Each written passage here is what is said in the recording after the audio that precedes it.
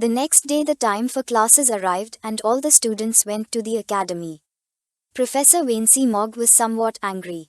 Next to the professor there was a table on which lay the corpse of a giant scorpion known as Venompion. He crossed his arms and asked who had written the report. Vicar, who was holding a notebook with one hand, got on stage indicating that he was the one who had written the report. According to Vicar's report, the Venompion had a second stinger that no one had discovered in scorpion venom. The professor thought this was some kind of joke, so he threatened him that if the information was false, he would deduct 10 points from all members of I-Score. Vicar had come in first place in the written evaluation and the teacher asked him if he understood what he wanted to say. Vicar, who was holding the red notebook with one hand, started to sweat and became somewhat confused and thought that it had been a mistake to reveal this. He could not believe that this information had still not been discovered in this era.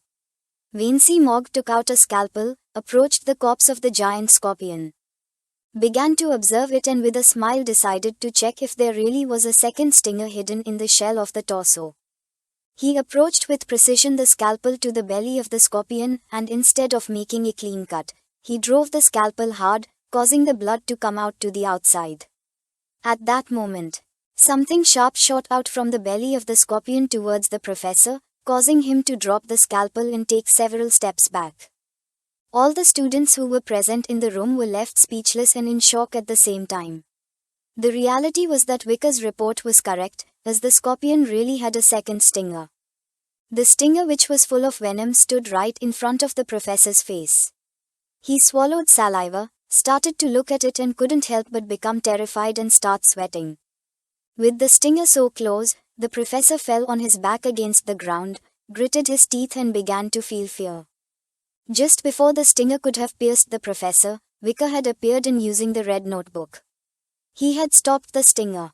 He began to observe the venom and asked Vincey Mogg if this had demonstrated the authenticity of his report. Vincey Mogg was perplexed and started to sweat like never before. He was unable to believe that there really was a second stinger, nor how a simple student knew about the Venompions, and had made a great discovery that solved the mysterious cases of death. Now that Vicar's report was correct, he decided to award 1 point to all the students of the I-Corps. As for Vicar, the professor asked him to come to the laboratory after class for a more detailed explanation about this report. He kept calm and with a quiet voice responded with an understood. All the students were shocked. They could not believe that a student like him had made such a discovery. The professor, who still did not believe this, approached the table again and began inspecting the stinger. Vicar got off the stage, turned his back on the professor, and started climbing up the stairs to reach his table. Everyone's gaze was fixed on our boy. They didn't know how he had been able to do such research. Everyone thought he was good at sports, but no one expected that he would also be good in studies. He was impressive since in the last swimming competition he had even competed against Tudor and Sancho. Vicar reached his seat and using his hand moved his chair back to sit down. Peggy began to look at him and couldn't help but start smiling and feeling happy seeing that he had succeeded. As the rays of sunlight were entering the classroom, with a lost look, Vicar began to stare at the ground, according to the students hidden behind glasses, and his hair was incredible. At first, Vicar remained watching in silence, but then he closed his eyes and began to remember the explosion from yesterday. The explosion from the day before was so powerful that it destroyed most of the orphanage until turning everything into ashes. It had been so powerful that it even affected Vicar, who had lost an arm, his face, and many muscles in his body. But this was no problem for him since using regeneration, he began to slowly heal his body. Once his body healed completely, he put his hands in front to protect himself from any other possible attack. He was in shock as he couldn't believe that the explosion had been so powerful. Back to the present, he opened his eyes and started thinking about a Phoebo just before the explosion. That bastard had disappeared. The only thing he had obtained was the accounting book from the director's safe of the orphanage. The orphanage was located in the middle of the city. One of the books he had found contained information on the whereabouts of children who had been used as food for demons. Since there was no connection on to that place, it was also possible that there were multiple 10 elite corpses in the imperial palace.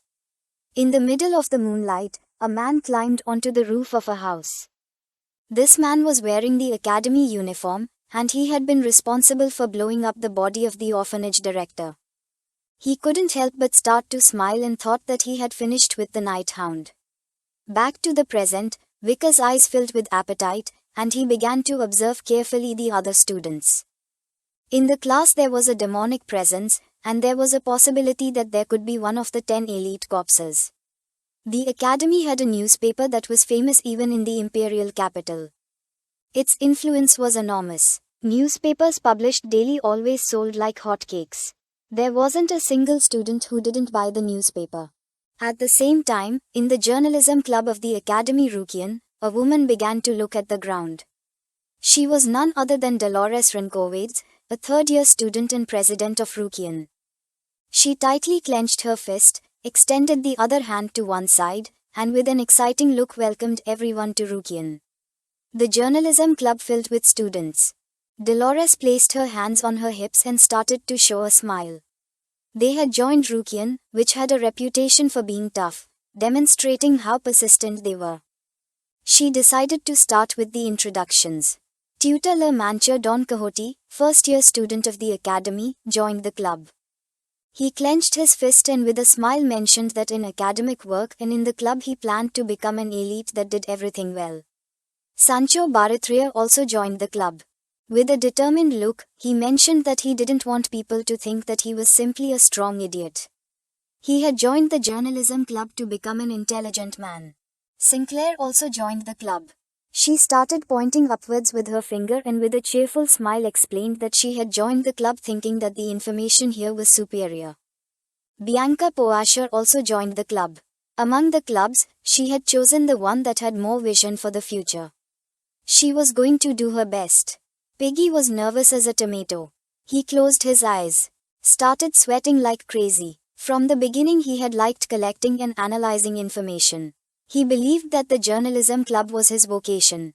Vikar kept calm and explained that he had heard it was a school rule to join the club, so for this reason, he had decided to follow Piggy. His eyes were showing that he had other plans. Rukian was a journalism club that was famous both inside and outside the academy. If he stayed here, he would be able to obtain a lot of important information. Although it was a bit uncomfortable because the saint was here, he had no other option. Dolores, who had her hands on her hips, approached Vikar and with a serious look explained that he could not become a reporter for Rukian with that kind of unenthusiastic attitude. The girl who was next to her and had her hand under her chin looked somewhat surprised to see Vikar. She took out a newspaper, pushed the saintess aside, stood in front of Vikar, and she couldn't help but start to smile since she couldn't believe that such a famous person as him would come to their club, leaving the saintess in shock. The photograph of Vikar drying his sweat after the match became so famous that he even appeared in newspapers, being named Facial Genius. Tudor started pointing at the newspaper with his finger, turned his head towards him, closed his eyes and began to laugh at Vikar, who simply remained silent without saying a word. Dolores started to look at the girl with a confused look and asked when an article like this had come out. This girl was named Anna and she was a third-year student, vice principal of Rukian. She started to laugh and mentioned that she had received a report about a new handsome student. If she didn't publish it, she couldn't consider herself a reporter. Dolores put her hand over her face and she began to feel somewhat disappointed. Anna placed one hand on her hip, extended the other to the side, and all the students who had joined the club formed a horizontal line. Due to the fact that all the other second and third year students had gone to do reports, Anna decided to start activities with the people who were here today. X day, X month, early in the morning, an incident occurs where a mysterious stranger appeared and destroyed the orphanage. Everyone sat at a table and began reading the reports. Piggy asked if this was the explosion that had occurred yesterday. To which Dolores replied yes, on the day of the incident she had left the academy and had made some reports. With a calm look, Anna explained that they assumed the culprit in this case was the same as the culprit of the recent murder case in the imperial capital. What was shocking was that many children's corpses had been found in this orphanage. Piggy, who was holding the report with both hands, started to look at her and he couldn't help but start sweating and being somewhat shocked. He brought his hand to his mouth, began to whisper and asked Vicar, who was sitting next to him, if this was also the work of a monster. Vicar, who was holding a report, began to observe it and thought that the bodies of the boy and the girl were the work of the demon. Anna intertwined her hands, rested her elbows on the table and with a smile thought that everyone should decide the headline of this article. Dollars began to read the report and she started to feel sad. Everyone took some pens and began to write headlines for the article. Bianca took the report with both hands since she couldn't find anything that caught her attention. Tudor, who was sitting in front of her, put his hand under his chin and with an uncertain look asked why they still didn't have the name of the villain. The ruthless criminals received nicknames like Butcher of Humans and Bluebeard. Anna thought Tudor's opinion was good. Upon hearing this, he got very excited and suggested the name Master Dark of the Sword. But she said that this name was the worst, making poor Tudor depressed. He started to imagine several villains and first suggested the name Bomber who brings misfortune. But according to Anna it was too long. Then, Tudor suggested the name Orphanage Killer and Mr. Terrorist. While everyone was talking, Dollars began to quietly write a report. Several seconds later, she opened her mouth saying the name of the Night Hound. She started to remember Vicar's mask. The mask that she had picked up at the scene clearly belonged to the Night Hound. She didn't know why it was there. Humility that did not boast of prestige or wealth. He had also treated his neighbors in the marginalized neighborhoods who suffered from Red Death with sincerity.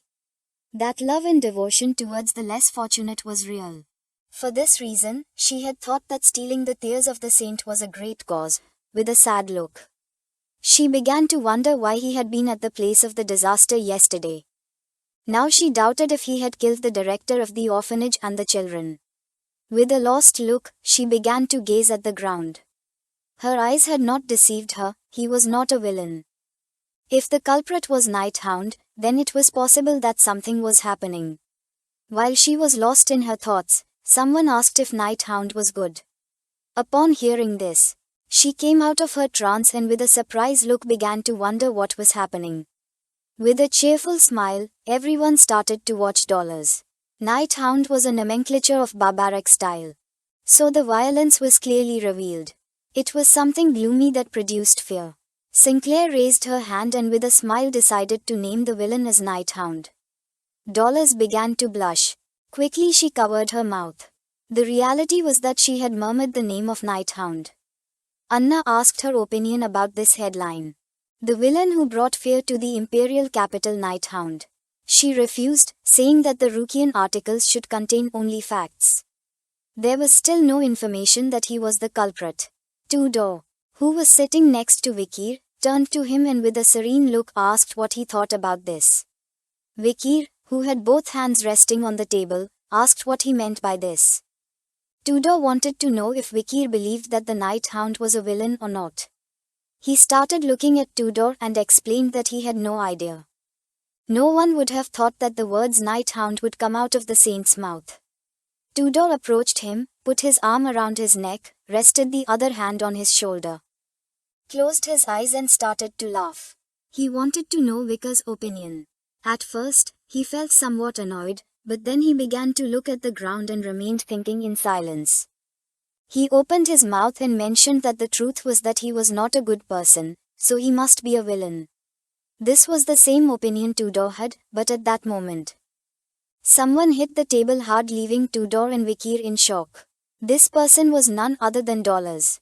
She began to stare at Vikir and asked if the Night Hound really wasn't a good person.